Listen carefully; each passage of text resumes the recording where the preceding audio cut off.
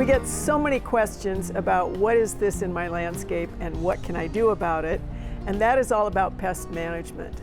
So I'm fortunate today to be talking to Tim Creger, who is Pesticide Program Manager with Department of Ag, and Tim is going to give us all of the skinny, if you will, on exactly how we do integrated pest management. All right, Tim, exactly what is IPM?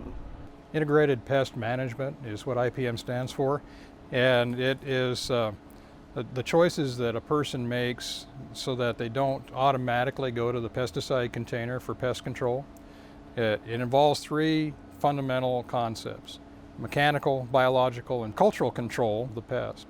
And so for mechanical or physical control, a person would choose to perhaps pick the cabbage loopers off of their vegetables or intentionally change the structure of a plant or a landscape. In the case of biological control, we're talking about using beneficial insects to control a pest that we don't like. And there's plenty of options out there for those kind of organisms. They're a biological organism that controls a pest. In the case of cultural control, now we're talking about landscape design, we're talking about plant pruning, and also about the varieties of plants that we put in the landscape, the types of turf grass species that we use that might be disease resistant or drought resistant.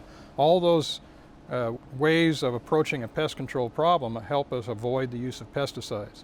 And then eventually, if nothing else works, our last choice would be pesticide. Are there environmental issues that really would impact their ability to use some sort of a chemical if they really need to go that far with it, and which they do before they actually start spraying? Well, there's some excellent guides, and the university has extension bulletins on IPM and how to incorporate those practices in your home garden. The idea is that, first of all, you need to understand the pest. You need to be able to identify the pest so that you really know what you're up against. Then you can decide whether the cultural, the biological, or mechanical control would work. And if none of that works, then pesticides may be an answer, but even then, within integrated pest management, we ask people to look for the lowest toxicity pesticides first instead of going after the most toxic products thinking that they're going to cure the problem. So Tim, they have decided they really can't stand the threshold that they're looking at. They really do want to do something that is still an integrated pest management practice. What do they need to look at or know about the product itself? The homeowner should understand basic concepts about pesticides. They all have a label. The labels are approved by the Environmental Protection Agency and registered by our agency for use in the state. There's a lot of different types of pesticides in the marketplace. A homeowner would go into their home garden store or perhaps a hardware store to find a pesticide to use for the problems that they think they've got. And they need to understand there's a degree of concentrations.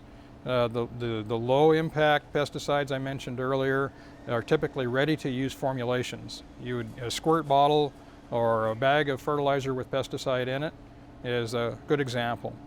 They would read the label. We always encourage people to read the label, and importantly to wear protective gloving and perhaps eyewear and footwear when they apply those products, and then follow the instructions on how to use it. They don't need to further dilute it. It's ready to go right out of the container. But it's also important to know that it may not be a multi-use product. It may be a one-time use and then wait to see how it works.